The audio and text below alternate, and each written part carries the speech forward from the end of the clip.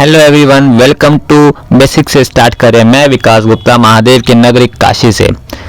जैसा कि आप तो जानते हैं कि हमने कार्तिक पूर्णिमा पर अपने एनसीईआरटी सीरीज़ की शुरुआत कर दी है और हम इस शुरुआत में क्लास 6 की हिस्ट्री सब्जेक्ट की एनसीईआरटी को शुरू किया है और आज की ये हमारी दूसरी क्लास है। इसके पहली क्लास में हमने हिस्ट्री के क्लास 6 से हिस्ट्री के फर्स्ट चैप्टर को पूरा किया था। आज की क्लास में हम दूसरे चैप्टर को पढ़ेंगे और जैसा कि आप सभी जानते हैं कि हम बनारस के लोग महादेव को ही अपना आराध्य मानते हैं और हम लोग कोई भी काम, चाहे वो कोई एक फंक्शन हो या फिर पढ़ाई लिखाई जो भी हो, हम जो भी काम करते हैं बिना उनका नाम लिए कोई भी काम की शुरुआत हम लोग नहीं करते।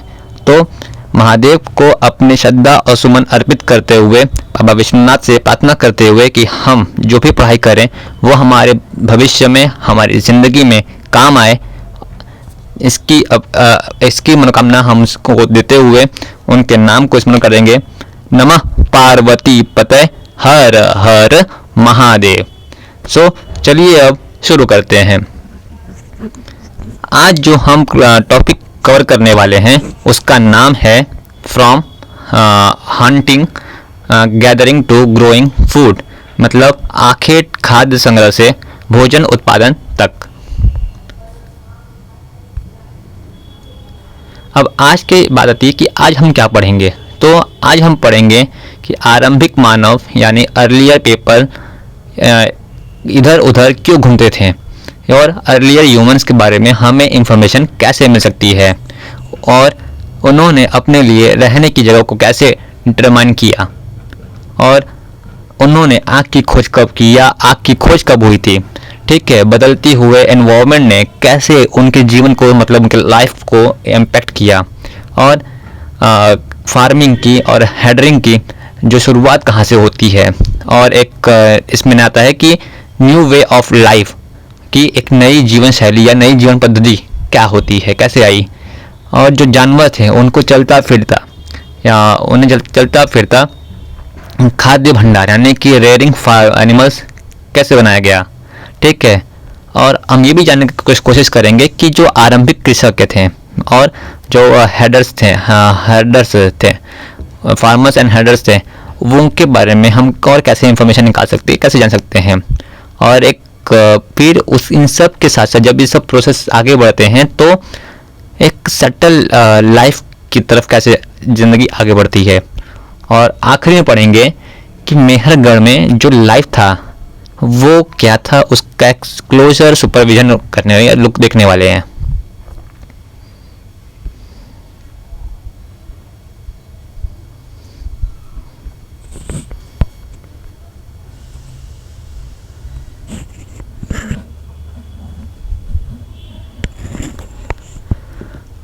देखिए, हमारे एनसीईआरटी में ये पहला टॉपिक दिया गया था कि तुषार की रेल यात्रा। एक तुषार नाम का लड़का है, उसकी एक जर्नी है, ट्रेन जर्नी है। तो वो कैसी रही और वो क्या सोचता था। तो तुषार अपने यहाँ एक रिश्तेदार की शादी में दिल्ली से चेन्नई जा रहा था और उससे ट्रेन में खिड़की की सीट यानी विंडो सीट मिल गई थी। ठीक है, तो जिस जगह से वो बाहर का नज़ारा देखने में मतलब पूरा डूब गया, और पूरा इंगेज हो गया था। तो उसने देखा था कि जब गाड़ी स्पीड से दौड़ रही थी तो पेड़ पौधे, घर, खेती बाड़ी बहुत तेज़ी से पीछे की तरफ जा रहे थे। और तभी उसके चाचा ने उसके कंधे पे हाथ रख कर कहा, पता है लोगों ने सिर्फ 150 साल पहले, ठीक है, मतलब कि 150 साल पहले रेल यात्रा यानी कि rail travelling by rail start की थी। बस तो कुछ साल पहले, ठीक है, जो बसेस थे वो तो कुछ ही समय पहले आए हैं। मगर तो तुषार ने सोचा कि जब लोगों के पास आने जाने के लिए तेज़ रफ्तार वाले व्हीकल्स नहीं थे तो वे लोग ट्रैवलिंग कैसे करते थे, क्या वे अपनी सारी ज़िंदगी को एक ही जगह पर निकाल दिया करते थे। तो अब आता है कि आरंभिक मानव आखिर वे इधर उधर घूमते क्यों थे। उसका पहला सवाल, तुषार का यह पहला सवाल है कि जो पहले के लोग थे, जो अर्लियर ह्यूमंस थे या अर्लियर मैंस थे, वो लोग इधर उधर घूमते ही क्यों थे, या उनके घूमने का रीज़न ही क्या था, ठीक है, घूमने का रीज़न ही क्या था।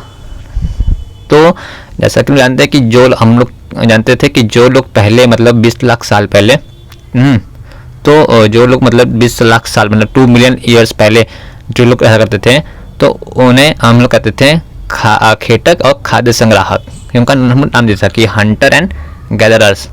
तो इसी के साथ तो भोजन का इंतजाम यानी कि जो खाने का कलेक्शन है, ये उनका मतलब एक काम था, स्पेसिफिक बेस था, इसके बेस पर उनको ये नाम दिया जाता था, ठीक है, कि the name comes from the way in which they got their food. Generally they hunted wild animals, caught fishes and birds, gather fruits, roots, nuts, seed, leave and eggs. कि ये लोग हमेशा अपने खाने के लिए जंगली जानवरों को मारते थे, मछलियाँ पकड़ते थे, चिड़ियों को पकड़ते थे, फल फूल धान्य पौधा अंडा सब खाते थे, ठीक है, और इसको इकट्ठा करते थे। तो अब बात आती है इसमें आती है कि खेटक यानी कि जो हंटर्स एंड गैदरर्स थे वो एक ग्रुप था, ठीक है। तो वो ग्रुप एक जगह से दूसरी जगह पे one place to another moving करता था, और ऐसा करने के लिए इनके कई रीज़न थे। तो इसमें पहला रीज़न क्या है हमारा, कि पहला रीज़न ये कहता है कि अगर वो लोग कहीं एक ही जगह पर, ठीक है, अगर किसी एक जगह पर एक से अधिक मतलब कई लंबे समय के लिए रुक गए, तो वहाँ पे मिलने वाले उनको रिसोर्स, ठीक है, चाहे वो खाने के हों, चाहे वो एनिमल्स हो, जो भी रिसोर्स उनके लिए उनकी पेट भरने काम आती है या उनकी जो लाइफ को स्पेंड काम आती है, तो वो उन्हें पूरा ख़त्म कर देंगे, ठीक है, मेरा ख़त्म कर देते थे, ख़त्म कर देंगे नहीं, ख़त्म कर देते थे। तो इसलिए उन्हें फूड के पर्पस है, उनके फूड सर्चिंग ऑफ फूड उन्हें अलग अलग प्लेसेस पे जाना पड़ता था। और सेकंड रीज़न क्या था इनका, कि सेकंड रीज़न इनका ये था कि बेटा ये लोग ने, एक तो ये बात बिल्कुल सही थी कि हमें मतलब जहाँ पे रहेंगे तो वहाँ की जो रिसोर्स है तो वो तो हम ख़त्म कर देंगे, मगर सेकंड क्या था कि हंटिंग के लिए जानवर अपने कि जो जानवर होंगे कि जो जानवर है ना अपने शिकार के लिए, या फिर हिरन या मवेशी यानी कि वो मवेशी मतलब स्मॉलर प्रे, ठीक है, अपना चारा ढूंढने के लिए एक जगह से दूसरी जगह जाते थे, ठीक है। तो जानवर थे जो मवेशी थे वो एक जगह से जाते थे, तो इन जानवरों का शिकार करने वाले लोग भी इनके पीछे पीछे जाते थे। जाहिर सी बात है, अगर आप जंगल में हो, ठीक है, और आपको अगर मान लो कि आप लोग जंगल में हो, आपको जाहिर से जंगल में तो कुछ चीज़ें मिलेंगी नहीं, सिर्फ फल तो जल्दी मिलते नहीं है, तो क्या मिलेगा, जानवर मिलेंगे, तो आप जानवर को मार के खाओगे, ठीक है। अब जानवर क्या है, अपने लिए जो चारा है वो तो एक जगह खाएगा, जहाँ ख़त्म तो वो उसको ढूंढेगा, मतलब जहाँ जहाँ उसको चीज़ें मिलेंगी, जानवर को जहाँ जहाँ चारा मिलेगा वो लोग वहाँ जाएंगे। तो ये लोग करते क्या थे कि जानवरों को शिकार क्या करते थे, हमेशा हंटिंग करते थे। तो हंटिंग करते करते ये लोग उसके पीछे पीछे जाते थे।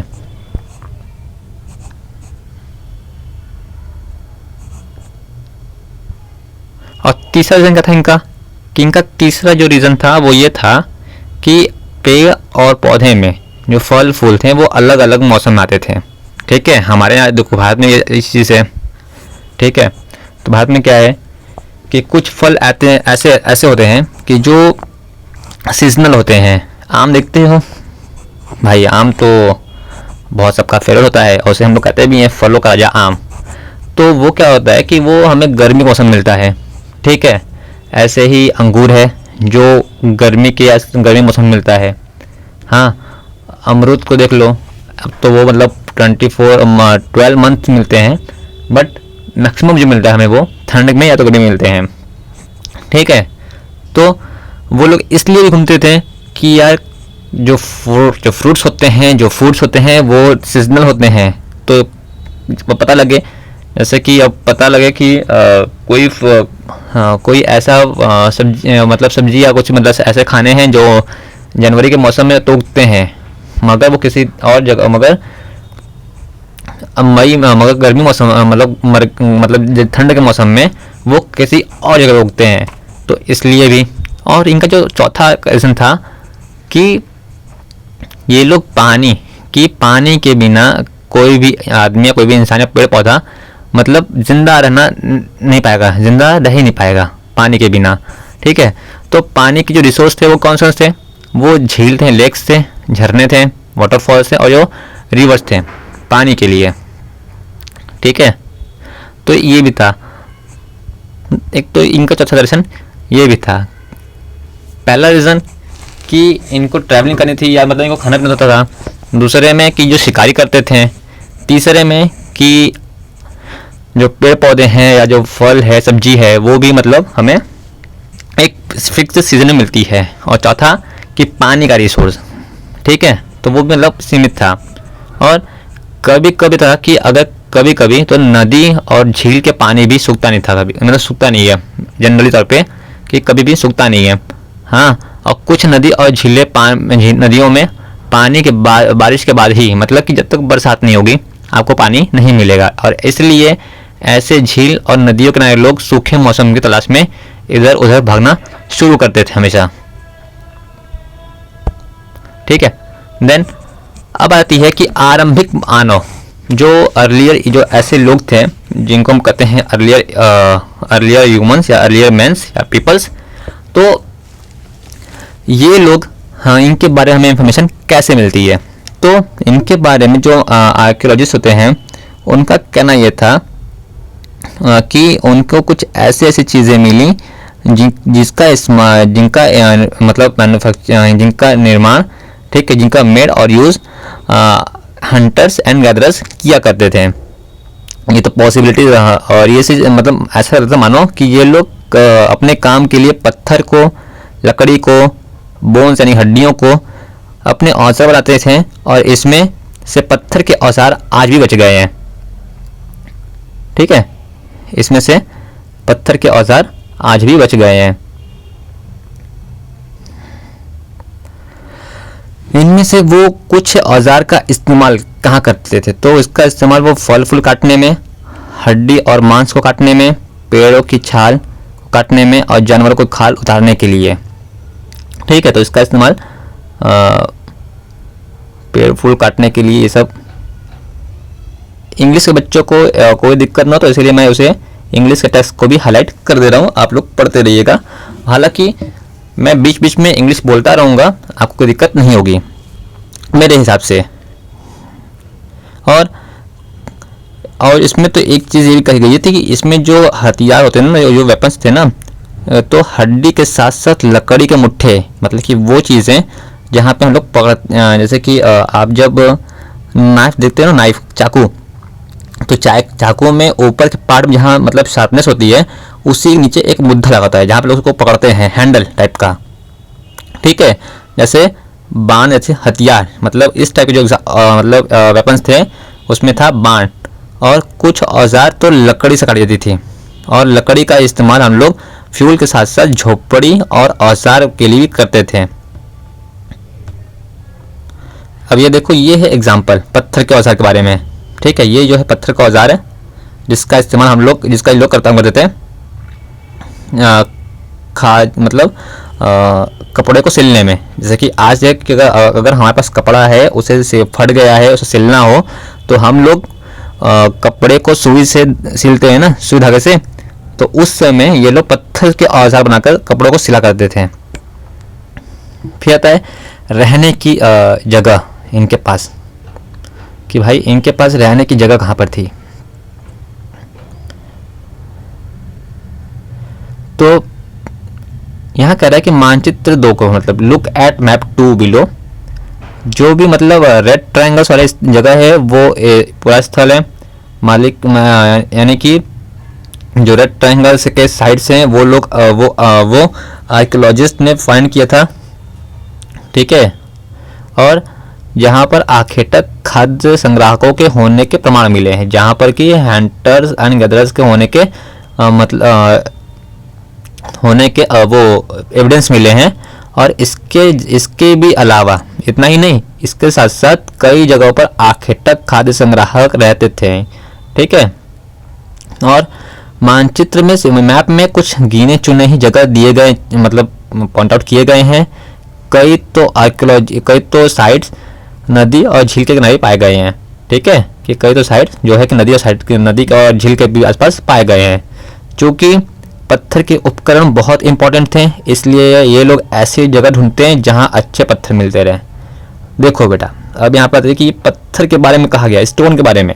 तो अब ये लोग ऐसी जगह क्यों ढूंढते थे जहाँ पे पत्थर मिलता था अच्छी किस्म के। अभी अब हमने पढ़ा पिछले पेज में कि ये लोग पत्थर का इस्तेमाल करके औजार बनाते थे। ठीक है, ये चीज़ कि पत्थर के औजार बनाते थे जिससे कि इन्हें मतलब उसका बहुत इस्तेमाल करते थे, कपड़े सिलने में तो काटने में, हर जगह। अब ये देखो यहाँ पे मैप है, मैप में दिया गया है कि कुछ जगह है ऐसी। देखो भीम जो जो रेड ट्रायंगल है ना, मैं इसको दिखा रहा हूँ आपको। जो रेड ट्रायंगल है जैसे कि भीमबेटका, ठीक है, हुंस की है, करनूल केव्स हैं, ये साइट्स हैं, मतलब पूरा स्थल है जहाँ पे कि ये लोग रहा करते थे, जहाँ पे होने का प्रमाण मिल गया है। ठीक है, अब यहाँ का है कि भीमबेटका, तो भीमबेटका जो है आज के मध्य प्रदेश में है, एमपी में है। ठीक है, तो इस साइड से गुफा और कंदराएं मिली हैं, केव्स एंड मिले हैं। तो लोग इन गुफाओं में रहते थे क्योंकि यहाँ पर उन्हें बरसात से, धूप से, हवाओं से राहत मिलती थी। और ये गुफा नर्मदा घाटी या नर्मदा वैली के पास है। अब यहाँ पे एक क्वेश्चन कहता है कि क्या तुम सोच सकते हो कि लोगों ने रहने के लिए यही जगह क्यों चुनी? हाँ, क्योंकि यहाँ साफ साफ कहा गया है इस पैराग्राफ में कि ये देखो, ये है ना कि इस पैराग्राफ में कि उन्हें धूप से बचाते थे, तो हवा से बचाते थे, तेज धूप से बचते थे वो, इसलिए। अब यहाँ पे देखो जाता है कि जो लोग मतलब कि जो रॉक पेंटिंग होती है उसके बारे क्या कहते हैं हमें। तो रॉक पेंटिंग लगे एक ये आदमी है जो कि हंटिंग करता हुआ पाया जा रहा है। ये आदमी हंटिंग करता हुआ पाया जा रहा है। ठीक है, अब बात आती है जो वर्ड था पूरा, मतलब पूरा यानी कि साइड्स के बारे में। तो साइड्स क्या है? तो साइड्स वो जगह है जहाँ औजार, बर्तन, इमारतें जैसे गुड्स मतलब चीज़ों के हमें रिमेनिंग थिंग्स मिलते हैं, जो उनके अवशेष मिलते हैं। ठीक है, और ऐसे चीज़ों का निर्माण लोगों ने अपने काम के लिए किया था और बाद में वे उन्हें यूं छोड़ के चले गए।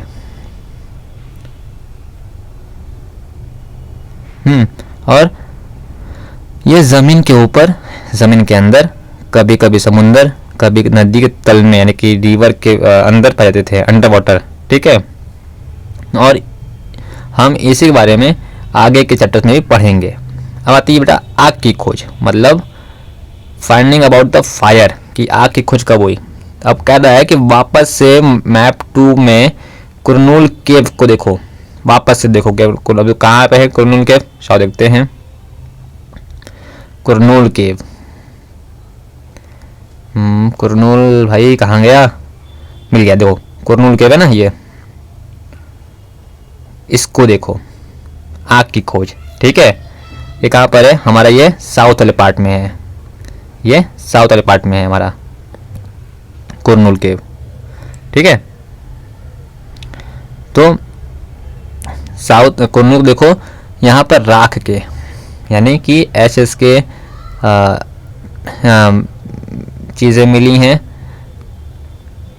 राख के मिले हैं। ठीक है, अर्लियर पीपल्स ने आग जलाना सीख लिया था। जो अर्लियर पीपल हैं उन्होंने आग का इस्तेमाल करना सीख लिया था और वे इसका इस्तेमाल कुछ कामों के लिए करते हैं, जैसे कि रोशनी के लिए, मांस को पकाने के लिए, खतरनाक जानवरों को दूर रखने के लिए। ठीक है, कि आग का इस्तेमाल रोशनी के लिए, तो इन सब चीज़ों के लिए करते थे।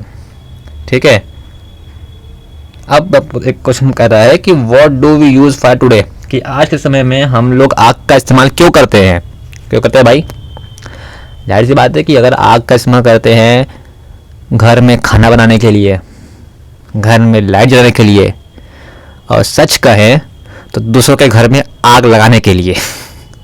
हालांकि इसको अदरवाइज मत लेना, ये it's a part of joke कि दूसरों के घर में आग लगाने के लिए, ना तो ले लेवा तो हमार का जाई। हमें कोई फर्क पड़ी ना ही ना ज़्यादा। अब देखो आते हैं कि नाम और तिथियाँ, ठीक है। अब कुछ ऐसे ऐसे टाइम पीरियड हैं जिनको हम लोग नाम दिया गया है, ठीक है, उनके कुछ मतलब डेट भी हैं। तो वो नाम क्या है कि हम जिस टाइम का पढ़ रहे हैं, आर्कियोलॉजिस्ट ने उसके बड़े बड़े नाम रख दिए हैं। क्या था? आरंभिक काल को वो पूछा पाषाण काल, मतलब जो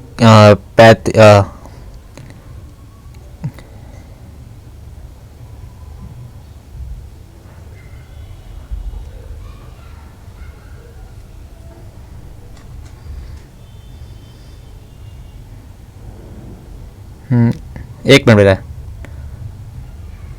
हाँ, पैलियोलिथिक नाम दिया हुआ है, मतलब पूरा पाषाण काल कहा हुआ है, ठीक है।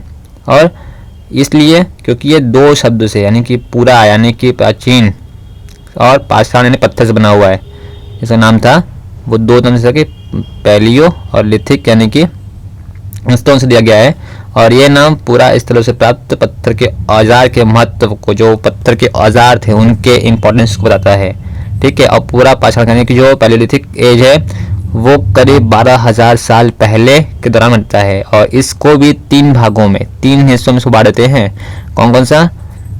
तो इसको बांटते हैं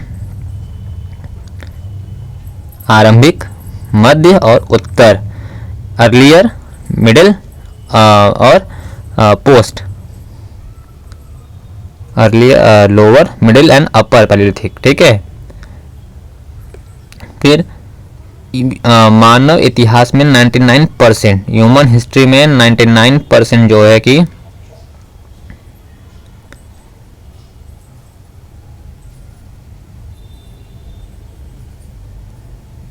एक मिनट,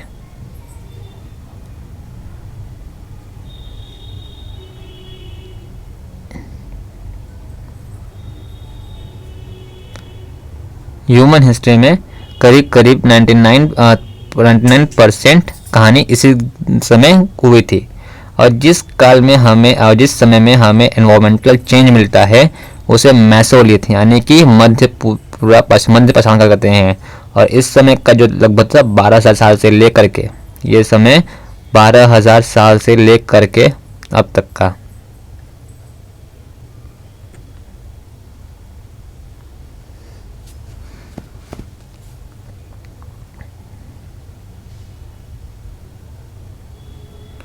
ये क्या यार, हाँ,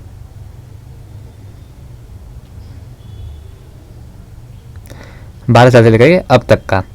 और इस पाषाण औजार आमतौर पर बहुत छोटे थे। और जो ये टाइम था 12,000 से 2,000 का, तो इस टाइम के जो औजार थे वो बहुत ही छोटे से थे। इसे माइक्रोलिथ यानी कि लघु पाषाण काल कहता था। और इन औजारों में हड्डी और लकड़ी यानी कि जो बोन्स और वुड थे ना, उसके मुट्ठे यानी कि हैंडल लगे हुए थे, जिसमें कि हसिया और आदि से औजार मिलते हैं। साथ साथ जो पूरा पाषाण काल, ठीक है, वाली युग के औजार भी थे, इस दौरान बनाए जाते रहे। और कहता है कि अगले एरा की स्टार्टिंग होती है वो 10,000 साल पहले होती है, जिसे नव पाषाण युग कहा जाता है। और नव पाषाण मतलब क्या होता था कि क्या होता होगा। नव का मतलब कि वो, मतलब कि जो पत्थर होंगे उसके क्वालिटी में कुछ अच्छी चीज़ें मिलती होंगी, ठीक है, उनके मुकाबले, इसलिए। और हम, ठीक है, आगे बढ़ते हैं। आता है बदलती हुई जलवायु, मतलब चेंजिंग एनवायरमेंट, या फिर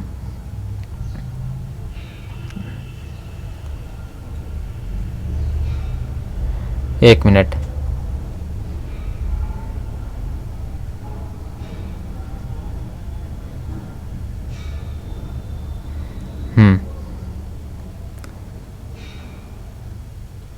चेंजिंग एनवायरमेंट, ठीक है।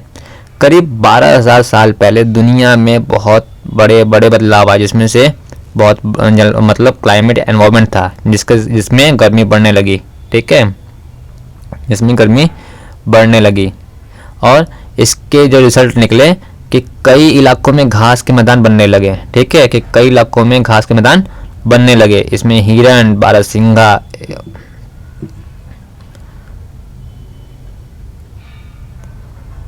तो इसमें हिरण, बारहसिंगा, भेड़, बकरी और गाय जैसे जानवर की मतलब जो आबादी थी वो बड़ी, जो घास खाकर जिंदा रह सकते थे। दिन जो लोग इन जानवर का हंटिंग करा करते थे ना, इनके पीछे पीछे आए और खाने पीने की आदत, ठीक है, और उस समय के जो हैबिटेट थे, जो ब्रीडिंग सीजन थे, उसकी इंफॉर्मेशन हासिल करने लगे। और तब लोग थे जो उसमें जो लोग थे उन्होंने जानवर को पकड़ के अपनी नीड्स को के अनुसार उसको पालने की बात सोचने लगे हों। और साथ ही इस एरा में या इस टाइम में जो मछली भी थी उनका एक इम्पॉर्टेंट सोर्स बन गई, उनकी भूख मिटाने का मछली भी एक इम्पॉर्टेंट सोर्स बन गई।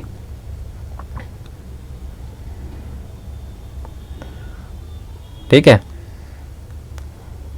अब बता बेटा कि खेती यानी कि फार्मिंग और हर्डिंग की स्टार्टिंग कहाँ से होती है, बिगनिंग कहाँ से होती है। तो इसी के दौरान इसी सब कॉन्टिनेंट में के कई हिस्सों में गेहूँ, जौ, धान जैसे अनाज को उगाने लगे थे। मतलब शायद वो लोग अब खेती करना भी अच्छे से जान चुके थे कि वो लोगों ने मतलब गेहूँ, जौ और चावल को उगाना शुरू कर दिया। ठीक है,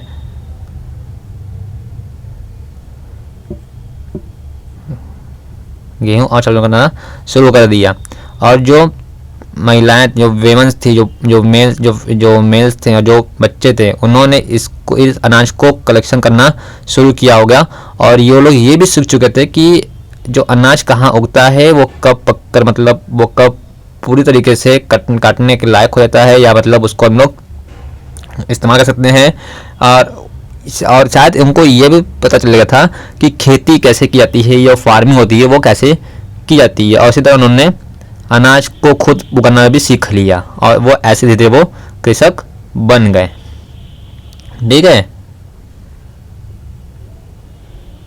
इसी तरीके से लोगों ने अपने घरों के आसपास चारा रखकर जानवरों को मतलब अट्रैक्ट किया होगा और उन्हें अपना पालतू यानी कि पेट एनिमल बना लिया होगा।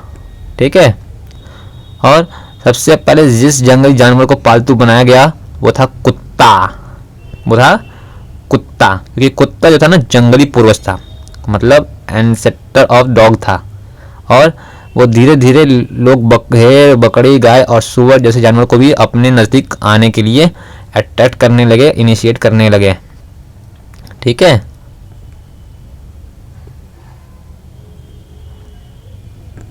फिर आता है यहाँ पर कि जानवर, ऐसे जानवर जो झुंड में आते थे और अधिकतर घास खाते थे। अक्सर लोग अदर जंगली जानवरों से उनको बचाने के लिए ना, उनके लिए वो पशुपालक बन गए। ठीक है, वो हर्डर्स बन गए। कहता है घरेलू मतलब डोमेस्टिकेशन की जो प्रोसेस है वो कैसे शुरू होती है यहाँ पर। अरे यार,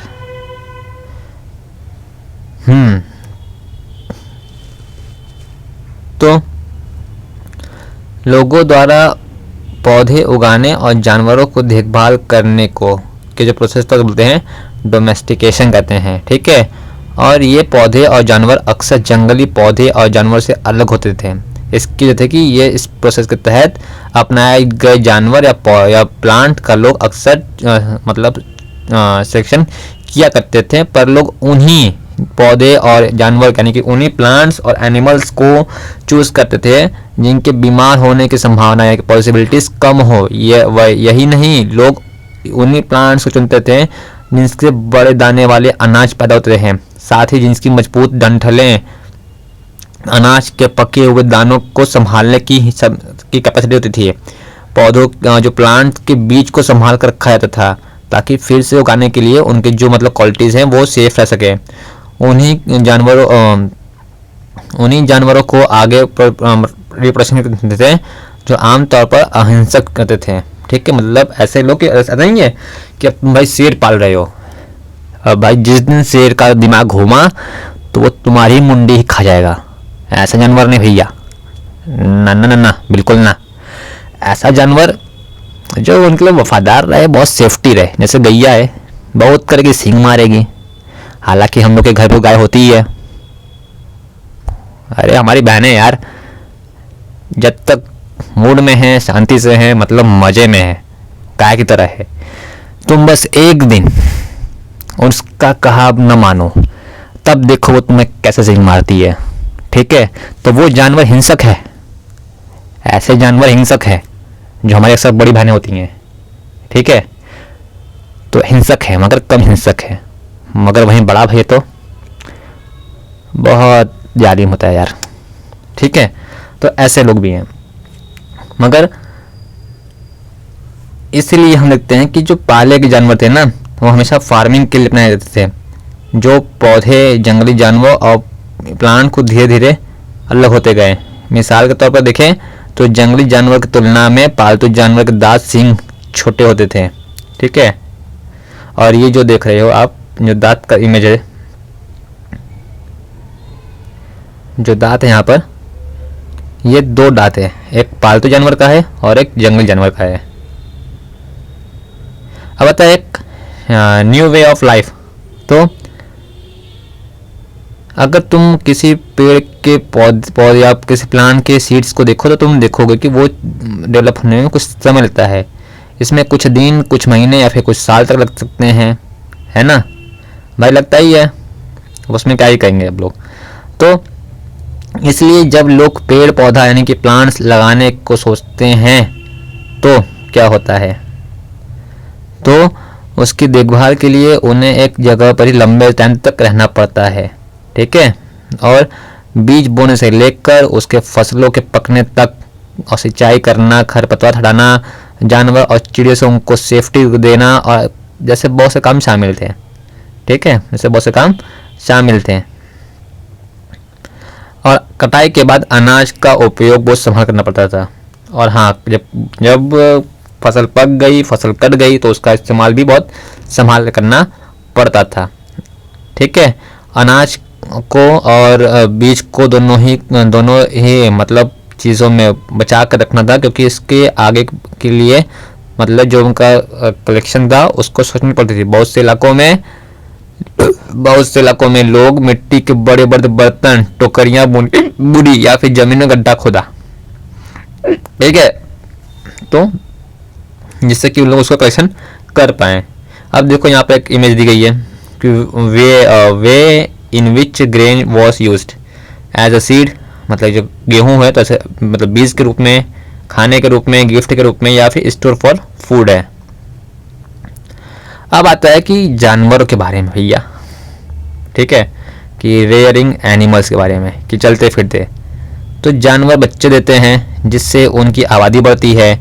अगर जानवरों की देखभाल न की जाए तो उनकी जो आबादी है वो बढ़ती ही रहती है, साथ ही उससे दूध भी प्राप्त मिलता है। ठीक है,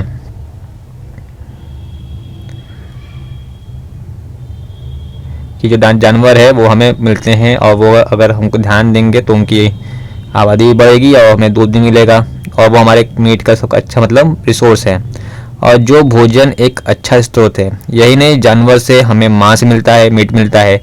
अदर वर्ड में कहा जाए तो पशुपालन यानी हरिन से भंडारण का एक सही तरीका है, कि जो animal that are rear can be used for store of food. ठीक है, अब यहाँ एक सवाल करता है कि ऐसे इसके फूड के अलावा जानवरों से हमें और क्या क्या मिल सकता है। आज जानवर का इस्तेमाल किस लिए होता है, ये आप सब बताएंगे कि क्या होता है। फिर कि अब जो फार्मर थे, जो पशुपालक, जो हर्डर्स थे, उनके बारे में जानने का मौका मिलता है, उनको जानेंगे कि ये कैसे होते हैं। ठीक है, फिर बोलता है कि look at the map two. ठीक है, जहाँ तुम्हें नीले रंग के वर्ग दिख रहे हैं, स्क्वायर दिख रहे हैं। ठीक है, you notice a number the blue squares each marks at site where archaeologist have found evidence of early farmer and herders. These are found all over the subcontinent. Some of the most important one are in the northwest in present day Kashmir and east and south India.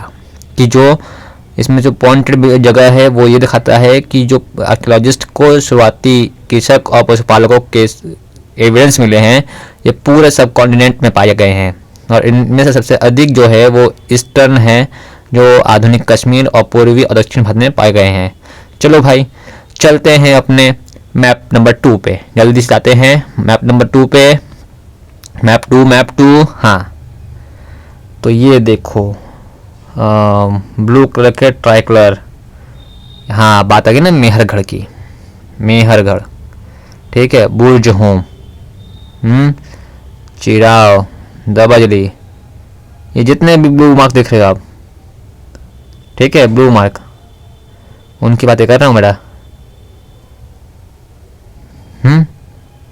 ये सब क्या है, हमारे वो area हैं जहाँ पर कि हमें चीज़ें, ये वो एरियाज़ हैं जहाँ पर कि एक नवीन जलते हुए जानवर मिलते हैं, ठीक है। फिर वास्तव में ये निर्दिष्ट स्थान कृषकों और पशुपालकों की बस्तियाँ थी या नहीं, इसे जानने के लिए वैज्ञानिक खुदाई में मिले पौधे और पशुओं की हड्डियों के नमूने का अध्ययन करते हैं। To find the other out with this sites were settlement of father and herders, scientists study evidence of plants and animals bones. One of the most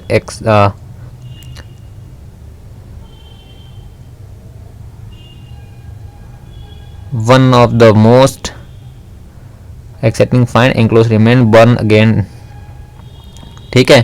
तो ये दिखाता है कि जो आर्कियोलॉजिस्ट थे उन्होंने बताई कि वो लोग क्या करते हैं कि जितने भी फार्मर्स थे, हेडर्स थे, उनकी जो बस्ती है या नहीं, इसके लिए उन्हें जो भी चीज़ें खुदाई में मिली, चाहे वो प्लांट्स हो या एनिमल्स के बोन्स हो, उसका वो स्टडी किए, जिसमें सबसे इंटरेस्टिंग बात ये लगी कि जले हुए अनाज के दाने के मतलब रिमेनिंग पार्ट्स थे। ऐसा लगता था कि ये गलती से या फिर जानबूझकर जलाए गए होंगे, ठीक है। दिस में हैव बीन बर्न एक्सीडेंटली और एन पर्पस। वैज्ञान और जो साइंटिस्ट इन अनाज के दानों की पहचान कर सकते हैं। इस तरह हमें पता चलता है कि उपमहाद्वीप यानी कि सब कॉन्टिनेंट के अलग अलग जगहों पे, अलग अलग हिस्सों में बहुत सारी फसलें उगाई जाती रही होंगी, और साइंटिस्ट अलग अलग जानवरों की हड्डी की पहचान कर सकते हैं, ठीक है। अब आता है कि way of toward the subtle life, ये है क्या भाई। तो जो आर्कियोलॉजिस्ट हैं को कुछ साइट्स पर झोपड़ी और घर के निशान मिले हैं, ठीक है, झोपड़ी और घर के निशान मिले हैं, जैसे कि बुर्ज होम जो आज का प्रेजेंट टाइम में कश्मीर है, ठीक है, कि लोग गड्ढे के नीचे घर बनाते थे जिन्हें गर्तवास, जिन्हें कि pit house which were doing step leading into them देवर, कहाँ गया भाई, जिन लोग गर्तवास मतलब कि मान लो कि घर है तो घर के नीचे कुछ गड्ढा कर दिया, ठीक है, जिसमें नीचे उतरने के लिए सीढ़ियाँ होती थी, ठीक है, देन लीडिंग टू देम, और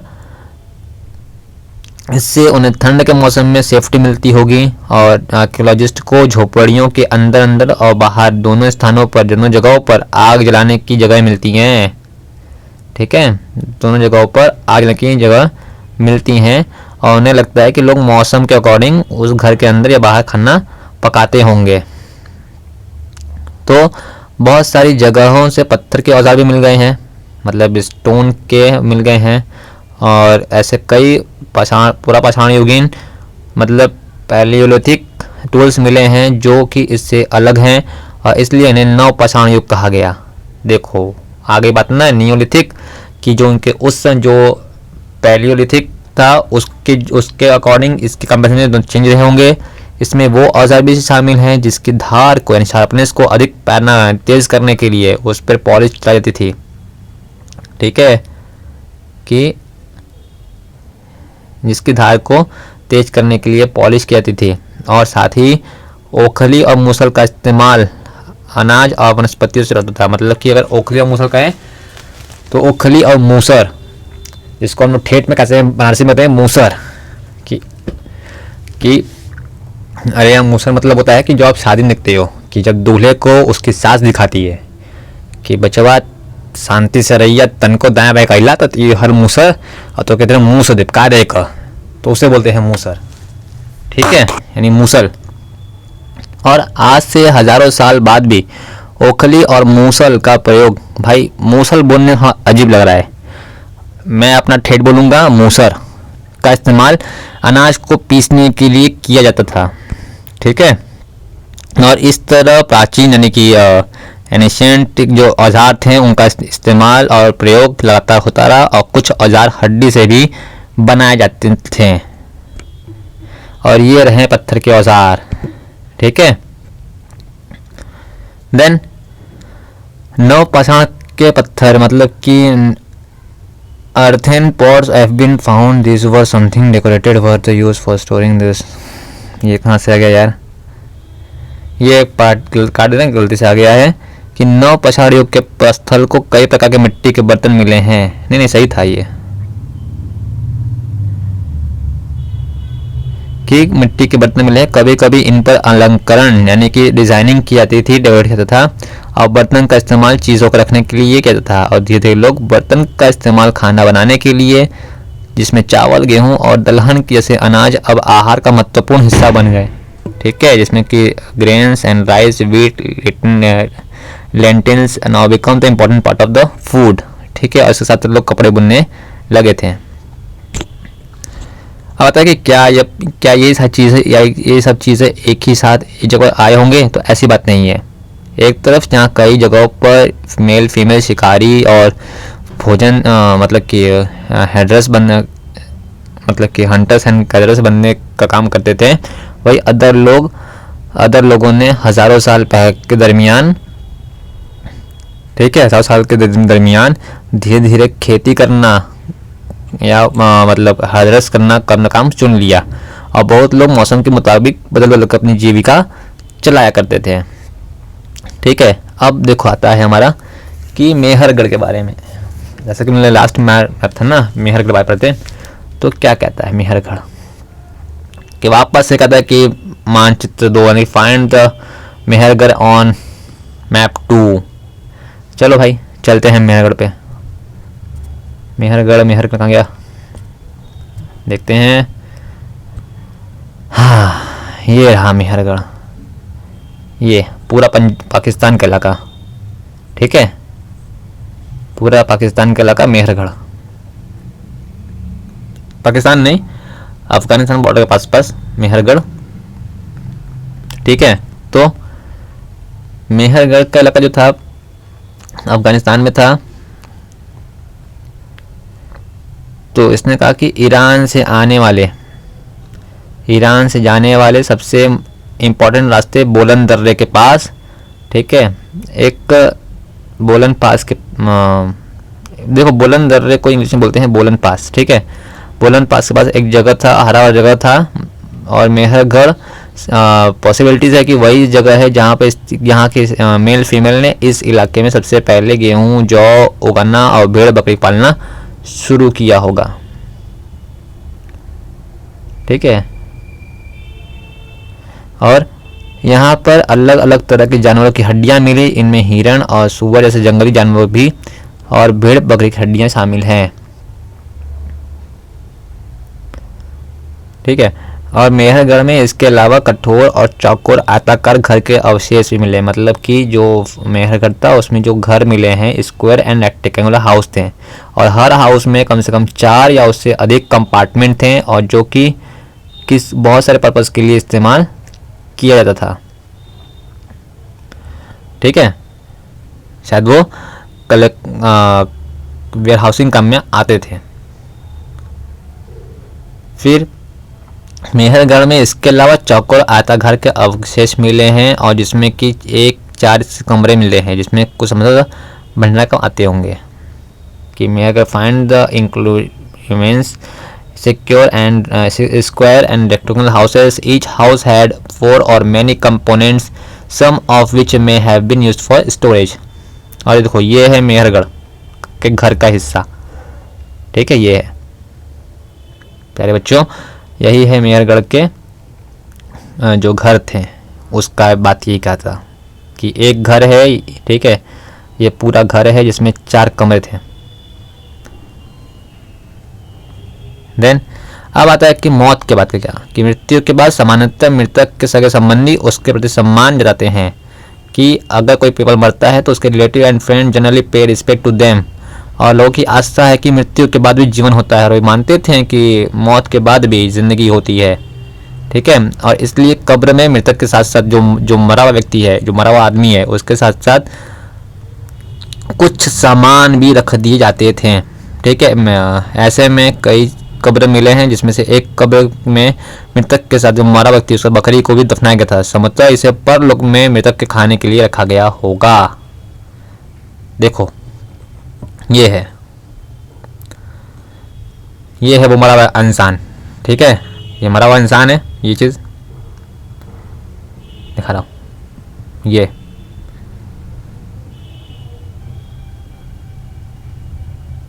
ये मरा हुआ इंसान है, और ये है बकरी, और ये अदर चीज़ है। ठीक है, जो रखी गई है। और साथ ही साथ अगर आपको ये वीडियो पसंद आई हो तो आप लोग इसे अधिक से अधिक सब्सक्राइब करें, लाइक करें, शेयर करें, और इस वीडियो को आपको कैसा लगा मुझे कमेंट में ज़रूर बताएं। Thank you so much for watching.